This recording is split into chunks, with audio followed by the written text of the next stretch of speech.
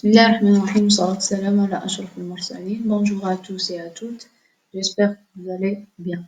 On va aborder dans le présent cours le premier chapitre intitulé Le cadre conceptuel de droit pénal.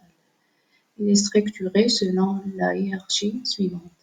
1. Définition de droit pénal. Il existe en réalité de nombreuses définitions telles que le droit pénal est un ensemble des lois et règlements édictés par le pouvoir compétent en vue de définir les faits punissables, c'est-à-dire infractions, et de déterminer les sanctions applicables, peines ou mesures de sûreté aux auteurs des infractions. En arabe, قانون العقوبات ومجموعة القوانين واللوائح التي تصدرها السلطة المختصة قصد تحديد أفعال المعاقب عليها بمعنى جرائم، وكذا تحديد الجزاءات المطبقة على الجناة أو مرتكبي الجريمة سواء كانت تأخذ شكل عقوبات أو تدابير أمن. On remarque que cette définition est basée sur deux éléments, l'incrimination et deuxième élément, c'est la punition. La question qui se pose, quelle est la différence entre le droit des procédures pénales et le droit pénal? Le droit des procédures pénales, en encadrant le droit de punir, assure la défense de l'individu contre l'abus de l'État. Il régit le déroulement du procès pénal, دعوى الجزائية. Il en découle la célèbre formule « le droit pénal est fait pour les malfaiteurs » mais la procédure pénale pour les honnêtes gens. Dans tous les cas, les deux branches de droit assurent à la société une protection suffisante contre l'infraction sans sacrifier bien sûr les libertés individuelles. Dans une deuxième définition, le droit pénal se compose d'un ensemble des règles juridiques qui incriminent et sanctionnent les comportements causant des troubles nuisibles pour l'ordre social, c'est-à-dire aux valeurs essentielles de la société, que l'État doit faire cesser. قانون العقوبات يتشكل من مجموعة القواعد القانونية التي تجرم وتعاقب على التصرفات التي تتسبب بإخلالات ضارة بالنظام الاجتماعي والذي يجب على الدولة Donc, il est souvent opposé au droit civil qui organise les rapports entre les personnes physiques ou morales. Dans une troisième définition, je répète, c'est le droit de l'infraction et celui de la réaction sociale qu'elle suscite. Il concerne le rapport entre la société et l'individu. La dernière définition, le droit pénal est une branche de droit autonome, ayant pour objet la prévention et la répression des actes antisociaux, c'est-à-dire les infractions. Il appartient à la fois au droit privé et au droit public. On parle donc de droit mixte. Un peu de recul, qu'est-ce que c'est le droit privé et le droit public? Le droit privé vise à régir les rapports entre les personnes physiques, c'est-à-dire les individus, ou les personnes morales de droit privé, telles que les sociétés et les associations. Le droit public vise à régir les rapports entre les personnes publiques, entre elles, ainsi que les rapports entre les particuliers et les personnes publiques. Donc, le droit pénal est un droit mixte car il sanctionne à réprimer les comportements qui font l'objet d'une interdiction par l'État, c'est-à-dire infraction pénale.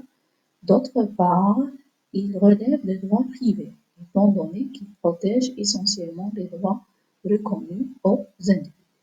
Donc, le droit pénal sauvegarde à la fois l'intérêt de particuliers et l'intérêt de la société. La fonction de droit pénal.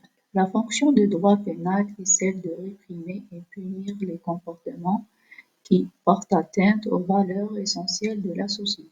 En effet, le droit pénal assure la protection de l'État contre le phénomène criminel. On note dans ce paragraphe que le droit pénal a en réalité trois fonctions. Il réprime une fonction répressive. Il exprime à travers l'incrimination les valeurs essentielles de chaque pays, donc une fonction expressive. Et finalement, le droit pénal a une valeur protectrice car le but recherché par le droit pénal est de rétablir l'ordre social qui a été troublé. Donc, il assure la protection contre l'infraction. En récapulant, les fonctions de droit pénal sont fonction répressive, fonction expressive et fonction protectrice. La question qui se pose, qui détient le pouvoir de garantir la fonction de droit pénal? La fonction de droit pénal est garantie par l'État, qui a sans conteste le monopole exclusif de punir et financer les établissements pénitentiaires. C'est donc l'État qui poursuit l'auteur de l'infraction. En conséquence, le procès pénal d'Awal Jazaïa est toujours le procès de la société représenté par le procureur de la République, Wakil al-Jamhouri, contre l'auteur de l'infraction, Red al-Jani. En effet, seul le représentant de l'État, c'est-à-dire le procureur de la République, peut décider s'il doit y avoir ou non des poursuites pénales. Les principes régissant le droit pénal sont conçus. Le premier principe fondateur de droit pénal, c'est le principe de l'égalité. Selon le premier article du Code pénal, il n'y a pas d'infraction, ni de peine ou mesure de sûreté sans loi. لا جريمة ولا عقوبة ولا تدابير أمن من غير نص. Le principe de l'égalité en matière pénale est garanti non seulement par le Code pénal, mais également par la Constitution dans son article. Donc, ce principe a une valeur constitutionnelle. Il constitue une précieuse garantie pour protéger les gens contre l'arbitraire de l'État. Donc, le juge pénal ne peut punir que sur une base d'un texte juridique et rien que le texte. Deuxième principe, l'autonomie de droit pénal. Le droit pénal a un objectif qui lui est propre et les missions qui lui sont confiées sont radicalement différentes de celles d'autres disciplines juridiques. L'autonomie de droit pénal se manifeste encore par l'utilisation des concepts juridiques et de notions qui lui sont propres, telles que la tentative et la complicité. En effet, le droit pénal, il est autonome par son objet, par ses caractéristiques et par son vocabulaire. Un petit détail. Le droit pénal est un droit fondamentalement différent d'autres branches de droit. Cette autonomie a été renforcée par la mise en place des pôles pénaux spécialisés, أقطاب جزائية متخصصة. Troisième principe, c'est l'interdiction de punir la personne une deuxième fois en raison de la même infraction. عدم جواز معاقبة الشخص مرتين عن جريمة واحدة. Le quatrième principe, l'effet immédiat de la loi pénale, vient le principe de la non-rétroactivité de droit pénal. En vertu de l'article 2 du Code pénal, la loi pénale n'est pas rétroactive, sauf si elle est moins rigoureuse. En arabe, لا يسري قانون العقوبات على الماضي إلا ما كان أقل منه c'est-à-dire la loi pénale s'applique depuis sa promulgation jusqu'à son abrogation et tout fait antérieur de sa promulgation ou postérieur de son abrogation n'est pas un fait infractionnel. كل فعل سابق عن إصداره أو لاحق عن إلغائه لا يعد فعل جرم. Dans ce contexte, في هذا الإطار, la Constitution stipule que nul ne peut être tenu pour coupable si ce n'est en vertu d'une loi dûment promulguée antérieurement à l'acte incriminé. يعني دائما في نفس السياق ينص الدستور على أنه لا إدانة إلا بمقتضى قانون صادر قبل ارتكاب الفعل المجرم. Donc, ce principe a une valeur constitutionnelle.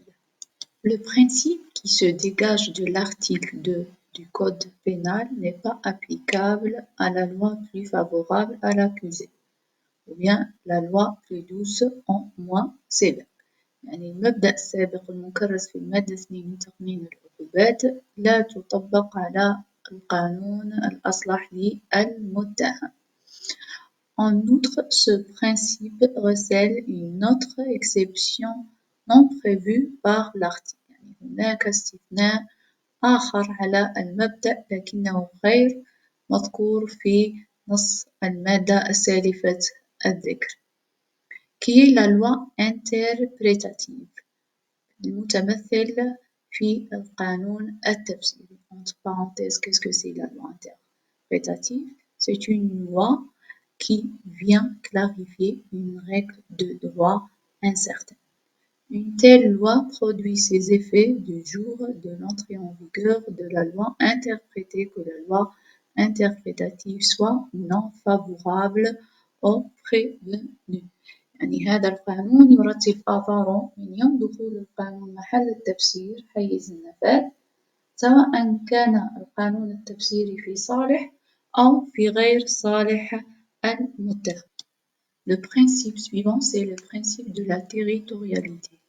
Conformément à l'article 3 alinéa 1 du Code pénal algérien, la loi pénale s'applique à toutes les infractions commises sur le territoire de la République. بمقتضى المادة 3 في فقرتها الأولى من تقنين العقوبات لا يطبق قانون العقوبات على كل الجرائم المرتكبة على إقليم الجمهورية par des Algériens ou par des étrangers سواء كانت مرتكبة من قبل جزائريين أو أجانب. Un peu de recul, le territoire au sens juridique a trois éléments: territoire terrestre, territoire maritime et territoire aérien. Le dernier principe, c'est l'individualisation de la peine, ou bien la personnalisation des peines. C'est un principe selon lequel le juge pénal doit, lors de la phase de jugement ou en phase d'exécution de peine, prendre en compte la personnalité de l'auteur d'une infraction et des circonstances de celle-ci. ومبدأ بمقتضاه يلتزم قاضي العقوبات أثناء مرحلة الحكم أو في مرحلة تنفيذ العقوبة أن يأخذ بعين الاعتبار شخصية مرتكب الجريمة، شخصية الجاني وظروفه. Le code pénal consacre un chapitre entier aux critères d'appréciation pour autoriser l'individualisation des peines. Les excuses légales, الأعذار القانونية, les circonstances atténuantes, الظروف المخففة, l'état de récidive, حالة العود, et finalement la période de sûreté, الفترة الأمنية. À la fin de ce cours, on peut dire que ces principes doivent être respectés par le système juridique pénal pour assurer une meilleure justice possible.